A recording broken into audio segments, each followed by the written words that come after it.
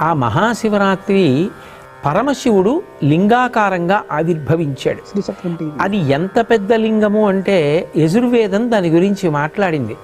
ఆ పాతాళ నభస్థలాంత భవన బ్రహ్మాండమావిస్ఫురత్ జ్యోతిస్ఫాటికలింగమౌళి విలసత్పూర్ణేందు వాంతామృతై అస్తోకాప్లుతమేకమీశమనిశం రుద్రానువాకాన్ జపన్ ధ్యాయేత్ ఈప్సిత సిద్ధయే ధ్రువపదం విప్రోభిషించేచ్చివం బ్రహ్మాండవ్యాప్తదేహ భసిత హిమరుచాభాసమానాభుజంగై కంఠే కాళాః కపర్దా కలిత శశికళాశ్చండ కోదండహస్తా త్రిక్షా రుద్రాక్షమాలా సులలిత వపుష శాంభవా మూర్తిభేదా రుద్రాశ్రీ రుద్రసూక్త ప్రకటిత విభవాన ప్రయచ్చస్తు సౌఖ్యం.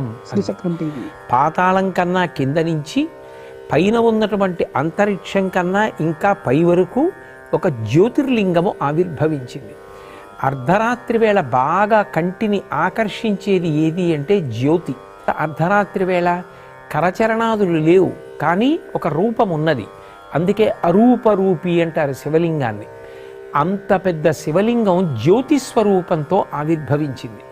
అంత పెద్ద జ్యోతిస్వరూపమైనటువంటి జ్యోతిర్లింగం కనుక అది అజ్ఞానపు చీకట్లు పోగొడుతుంది. అటువంటి శివలింగం ఆవిర్భవించినటువంటి రోజు ఏది ఉన్నదో దానినే మహాశివరాత్రి అని పిలుస్తారు.